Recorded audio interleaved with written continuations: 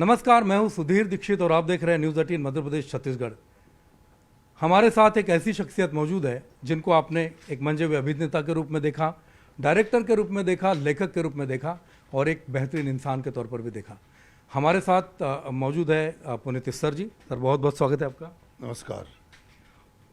जैसे कि सब लोग जानते हैं कि आपकी जो ख्याति थी वो महाभारत के दुर्योधन के तौर पर बहुत ज़्यादा ख्याति रही है। जो जीवंतता के साथ उस किरदार को आपने निभाया है, उसको लेके एक सवाल मैं करना चाहूँगा कि दुर्योधन को आमतौर पे नकारात्मक छवि के तौर पर लोगों ने देखा है, लेकिन जब आपने प्रिपरेशन की तो दुर्योधन की ज़िंदगी का कौन सा ऐसा पार्ट लगता है आपको कि जो सभी को प्रभावित करता है? देखिए, क्या था कि जो दुर्योधन ही was a hero of a classical tragedy.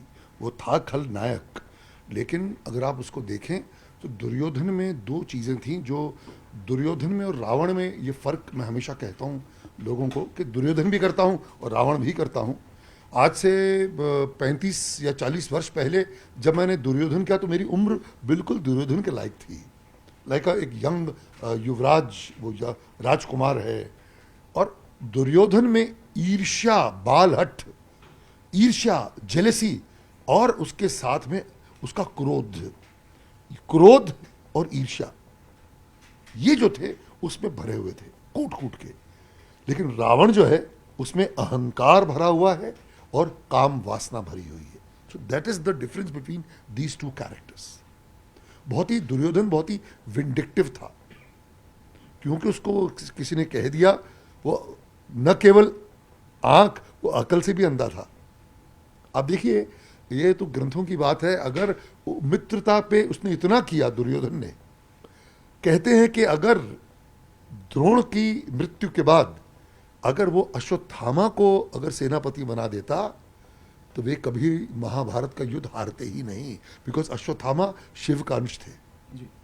He was a better general, but वो वहां पे मित्रता, जबकि अश्वत्थामा भी उसका मित्र था, लेकिन ज्यादा मित्रता थी कर्ण से, उसने कर्ण को बना दिया। ये है, बहुत सुंदर है।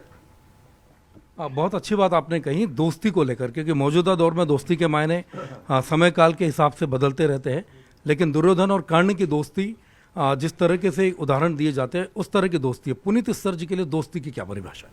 एब्सोल्युटली जी, बिकॉज एक दोस्त जो है वो आपका, he is a brother from another mother. वो जो है आपका भाई है। माताएं भले अलग हों, लेकिन जो हम दो जिस्म एक जान है। और पंकज धीर जो कर्ण बने थे, हम ऑन स्क्रीन भी मित्र थे और ऑफ स्क्रीन भी हम घनिष्ठ मित्र थे। तो पंकज धीर जो हैं वो मेरा बड़ा भाई है। मैं आदर से उनको देखता हूँ और हमारे परिवार मिले हुए हैं, बहुत ही पारिवारिक संबंध हैं। उनके पिताजी मेरे पिताजी मित्र थे, फिर हम मित्र बने, फिर हमारे बच्चे हमारे सामने बड़े हुए, वे मित्र हैं। So for me, I have lost a brother. Puneet ji को एक कलाकार के तौर पे हम सब ने देखा है, और इनका शरीर सौष्ठव और इनका प्रेजेंटेशन जो है वो सब देखते हैं। साथ में मतलब हम ये कह सकते हैं कि फिटनेस और ताकत का एक जो अंश है वो पुनीत जी में दिखता है। इसके अलावा एक अंश बहुत बड़ी बात है कि पुनीत जी डायलॉग और लोगों को एक्टिंग और डायलॉग के लिए ट्रेनिंग दिया करते थे। और एक्सप्रेशन जिसकी हम बात करते हैं, जो पुनीत जी से एक्सप्रेशन दुर्योधन के रोल में आपने देखे, विभिन्न रोलों में देखे, और सीरियल्स में 112 से ज़्यादा सीरियल्स में आपने इनके वो रोल देखे। कैसे तैयारी करते थे उसकी? जो भी कैरेक्टर मिलता है फिर उस पर आपको उसका कैरेक्टर स्टडी करनी पड़ती है, उसकी केस हिस्ट्री बनानी पड़ती है, और फिर आप तैयारी करते हैं। बिकॉज मुझे याद है जब महाभारत के लिए हमें साइन किया गया था तो इट वॉज 1986 और शुरुआत हुई 88 एंड में हमने शुरू किया शूट करना। तो मुझे वो जो 2.5 वर्ष मिले, मैंने खूब उसका अभ्यास किया, शोध किया कि दुर्योधन क्या पात्र था। उसी तरह मैंने उरुभंगम कंठस्थ याद कर ली थी, जयद्रथ वध मुझे आज भी कंठस्थ याद है, रश्मिरथी पढ़ी। तो ये चीज़ें पढ़ने से क्या होता है, बाकी जितने ग्रंथ थे हमने पढ़े ताकि पता चले कि हम क्या करने जा रहे हैं। तो वो, और जब मैंने रावण किया तो मैंने 3-4 वर्ष का शोध किया उसके ऊपर, तब जाके ये जय श्री राम बनाया है। और जहाँ तक आपने कहा कि शरीर का, मैं एक्सरसाइज जो है ये जी, देखिए, degeneration of the bone starts at the age of 18। जब आपकी हाइट बढ़ जाती है आपकी बोन ने डी जनरेट होना ही होना है। उसको डिले करने का, उसको रोकने का एक ही है, वेट ट्रेनिंग, स्ट्रेंथ ट्रेनिंग। मैं आज भी करता हूँ, 3-3.5 घंटे करता हूँ। जैसे कि आपने एक बात की, मेरा एक बहुत छोटा सा सवाल है।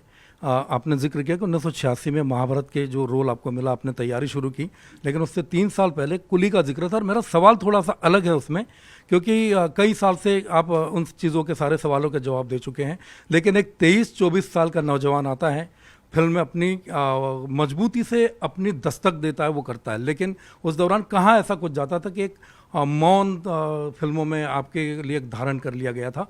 तो उस समय एक 23 साल 24 साल के युवा की मनोदशा क्या थी, मानसिक तौर पर मजबूती कैसे बनाई आपने? कि देखिए, मैं समझता हूँ वो मेरे मंथन का पीरियड था, आत्ममंथन का।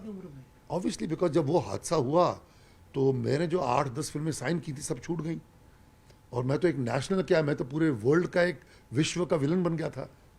जबकि मैंने जानबूझकर तो कुछ किया नहीं था, बाय चांस गलती सी लगा था।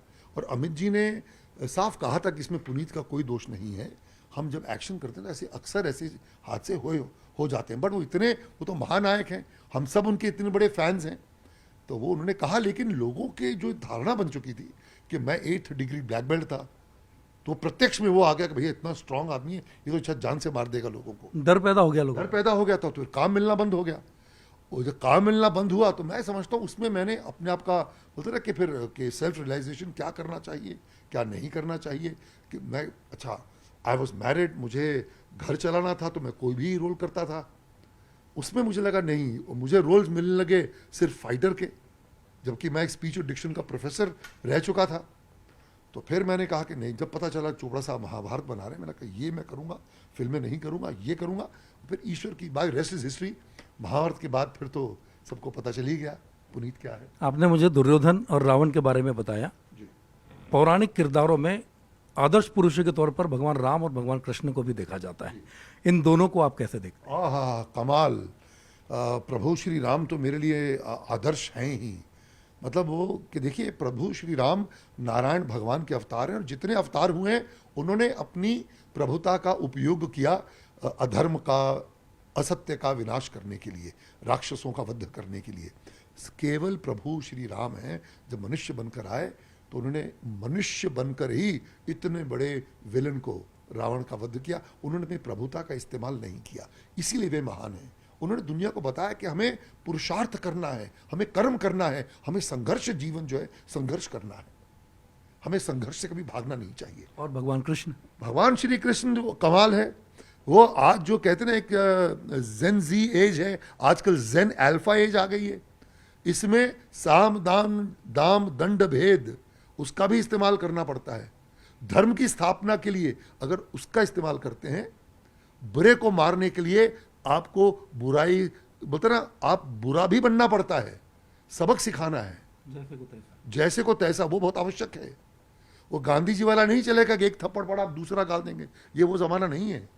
छठे शाठ्यम समाचरित, धूर्तों और मक्कारों से, धूर्तता से ही निपटा जाना चाहिए।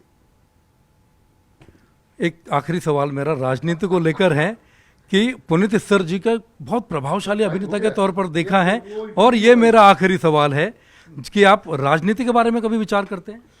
भाई जी, बिल्कुल। मैं एक राष्ट्रवादी हूँ। मैं, हमारी गवर्नमेंट जो काम कर रही है, मोदी जी जो कर रहे हैं, बहुत ही बढ़िया कर रहे हैं। ऐसे जो 10 वर्षों में हमने जो जो हमने उत्थान देखा है, जो प्रोग्रेस देखी है, हमने पिछले 70 वर्षों में नहीं देखी थी। I can see that visible change. आप जो भी, जहाँ भी जाता हूँ, इतने साफ सुथरा रोड्स कहो, इंटरकनेक्शन कहो, बहुत ही बढ़िया हो गया। मैं तो चाहूँगा ये और कुछ वर्ष रहें, ताकि भारत को, कहते ना, हम फिर से सोने की चिड़िया बना सकें। ये थे पुनीत सर जी, जिन्होंने अपने किरदार के कई पहलुओं को हमारे सामने पेश किया, और उम्मीद करते हैं कि आगे भी उनसे कई नई नई चीज़ें हमको मिलती रहेगी। पुनीत जी, बहुत बहुत धन्यवाद आपका, बहुत बहुत धन्यवाद।